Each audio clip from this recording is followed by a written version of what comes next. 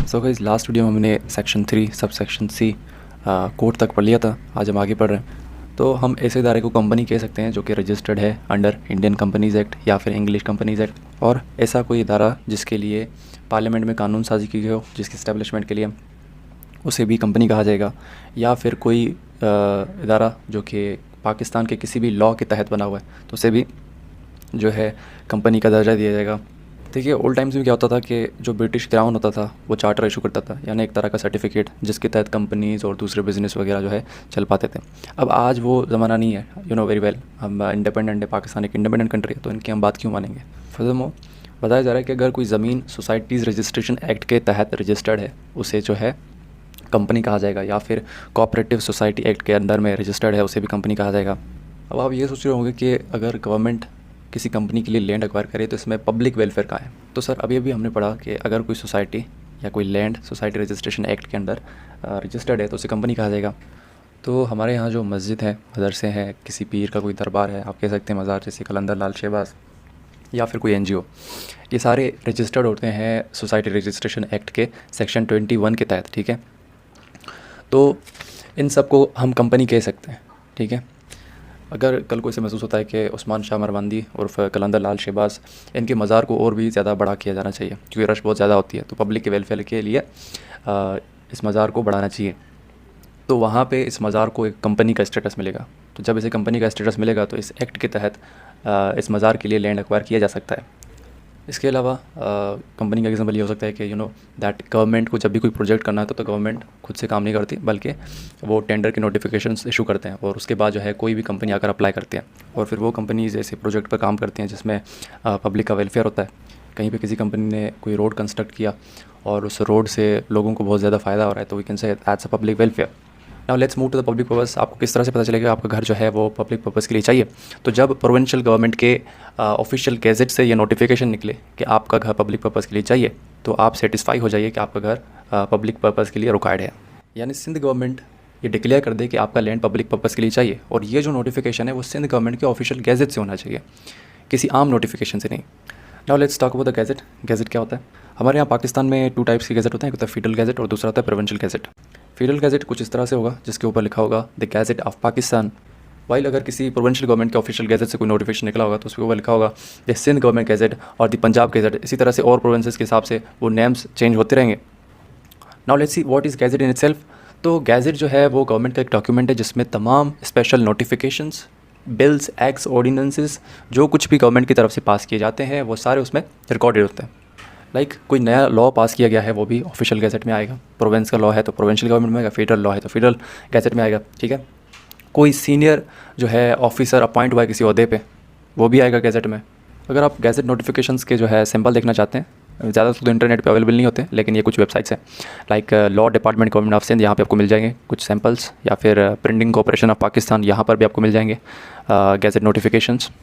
अब यहाँ पे बात की जा रही है आगे एंटाइटल टू एक्ट। एक पर्सन होता है पर्सन इंटरेस्टेड, ठीक है, वो खुद एक्ट कर सकता है अपने मामलात में, लेकिन सिचुएशन कुछ ऐसा है कि जो पर्सन इंटरेस्टेड है वो खुद माइनर है या डिसेबल है, कोई अनसाउंड माइंड है, तो वो खुद अब एक्ट नहीं कर पाएगा ना। तो इस तरह के पर्सन को तो अब किसी की नेसेसिटी है कि वो उसके बिहाफ पे कार्रवाई करे, जो स्टेप्स लेने हैं, कंपनसेशन लेना है, कंप्लेन करना है, कोई और आके इसके बिहाफ पे करे। तो ये यहाँ पे बता रहा है कि कौन कौन से लोग इस तरह के इंटरेस्टेड पर्सनस के लिए एक्ट कर सकते हैं। ना first is trustee who is entitled to act. I hope कि आपको ट्रस्टी और बेनिफिशियरी का कॉन्सेप्ट पता होगा। फॉर एग्जांपल पर्सन ए है, वो पर्सन बी को कहता है कि आप इस लैंड को पर्सन सी यानी एक बच्चा है उसके बेनिफिट के लिए जो है वो इस्तेमाल करें। यहाँ पर जो पर्सन बी है वो ट्रस्टी कहलाएगा और जो पर्सन सी है बच्चा वो बेनिफिशियरी कहलाएगा। अब अचानक से प्रोविंशियल गवर्नमेंट के ऑफिशियल गैजेट से नोटिफिकेशन आया कि लैंड खाली करो, तो इस सिचुएशन में जो ट्रस्टी है वो इंटाइटल टू एक्ट है। यानी जो काम बेनिफिशियरी अगर इतना समझदार होता, जिस तरह से वो अपने लैंड को बचाता, बिल्कुल उसी तरह से ट्रस्टी वो सारे काम करेगा जो बेनिफिशियरी को करने थे। यानी एक तरह से कह सकते हैं कि ट्रस्टी हर नेसेसरी स्टेप लेगा जिससे बेनिफिशियरी को कम से कम नुकसान हो।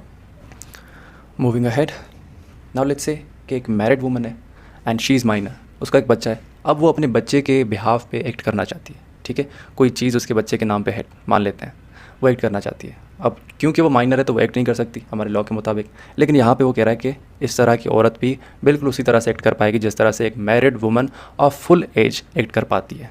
यानी इस लड़की को यहाँ पे एक मेजर तस्वर किया जाएगा बावजूद उसके कि वो माइनर है, ठीक है। यहाँ पे लिखा होगा कि ये जो लड़की होगी इस तरह की वो सब्जेक्टेड टू इंग्लिश लॉ होगी, ठीक है। अब इंग्लिश लॉ से इसका क्या मतलब है, I don't understand. Third point में पता चल रहा है कि अगर कोई पर्सन इंटरेस्टेड, ल्यूनेटिक है, माइनर है या फिर किसी भी तरह की उसमें डिसेबिलिटी है, तो उसके बिहाफ पे उसके गाइडेंस एक्ट करेंगे और बिल्कुल उसी तरह से एक्ट करेंगे जिस तरह से वो पर्सन खुद करता अगर उसमें वो डिसेबिलिटी ना होती। फाइनली अब हम कुछ प्रोविजंस देखेंगे। फर्स्ट प्रोविज़न में बताया गया है कि अगर पर्सन एंटाइटल्ड टू एक्ट ऐसा है जिससे कि कोर्ट को या कलेक्टर को ऐसा महसूस होता है कि अगर ये एक्ट करेगा ना पर्सन इंटरेस्टेड के बिहाफ पे तो उससे नुकसान होगा, तो ऐसा पर्सन एंटाइटल्ड टू एक्ट नहीं कहलाएगा, वो नहीं बन सकता person entitled to act. For example एक पर्सन है जिसका रिकॉर्ड बहुत ही ज़्यादा ख़राब है, हज़ारों उसके खिलाफ कंप्लेंट्स हैं, जब नशे करने के लिए पैसे नहीं होते तो अपने पूरे घर का सामान बेचता है, ठीक है। अगर कुछ कोर्ट के सामने इस तरह के फैक्ट्स आएंगे तो कोर्ट्स डेफिनेटली उसे पर्सन एंटाइटल्ड टू एक्ट नहीं बनने देगा, क्योंकि ये हो सकता है कि कल को अगर ऐसे बंदे को, ऐसे शख्स को बच्चे के कंपनसेशन के पैसे दिए जाएं तो वो नहीं गलत जगह पे खर्च कर देगा, ठीक है, उस बच्चे को ज़्यादा नुकसान होगा। सेकंड एग्जांपल ये भी हो सकता है कि जो पर्सन एंटाइटल्ड टू एक्ट है और जो इंटरेस्टेड पर्सन है उन दोनों का उस प्रॉपर्टी में जो है वो शेयर था, ठीक है। तो अगर कोर्ट को ऐसा महसूस है कि ये बच्चे को सही से शेयर नहीं देगा तो कोर्ट उसे जो है पर्सन एंटाइटल्ड टू एक्ट नहीं बनाएगा। सेकंड पॉइंट में बताया जा रहा है कि कोई ऐसा सिचुएशन है जहाँ पे पर्सन इंटरेस्टेड के बिहाफ पे उसका नेक्स्ट फ्रेंड अपीयर होना चाह रहा है as a person entitled to act. अगर वो बदकिस्मती से ऐसा नेक्स्ट फ्रेंड अपीयर नहीं हो पा रहा तो कोर्ट ऐसे इंटरेस्टेड पर्सन के लिए खुद गार्डियन अपॉइंट करेगी। Now to understand third provision, आपको CPC के जो है ऑर्डर 31 और उसके 3 रूल्स हैं वो आपको पढ़ने पड़ेंगे। लास्ट में बताया गया है कि कोई भी पर्सन जो कि एंटाइटल्ड टू एक्ट है वो कभी भी कंपनसेशन का पैसा रिसीव नहीं कर सकता। गवर्नमेंट ने लैंड एक्वायर की तो उसके बदले जो मुआवजा मिल रहा है वो पैसा कंपनसेशन कहलाता है। तो पर्सन एंटाइटल्ड टू एक्ट कभी भी इस तरह का पैसा रिसीव नहीं कर सकता। अब इसने आगे बताया कि अनलेस, सिवाय इस जगह पे जहाँ पे पर्सन एंटाइटल्ड टू एक्ट ने पर्सन इंटरेस्टेड से ज़मीन ख़रीद ली। पर्सन इंटरेस्टेड पे किसी भी किस्म का इस कॉन्ट्रैक्ट को करने के लिए दबाव या फोर्स नहीं होना चाहिए, और यहाँ पे जो ख़रीदारी हो रही है इसमें पर्सन इंटरेस्टेड का पूरा कंसेंट होना चाहिए और उसको वही कीमत मिलनी चाहिए जो उस लैंड की जो है मार्केट वैल्यू, ठीक है।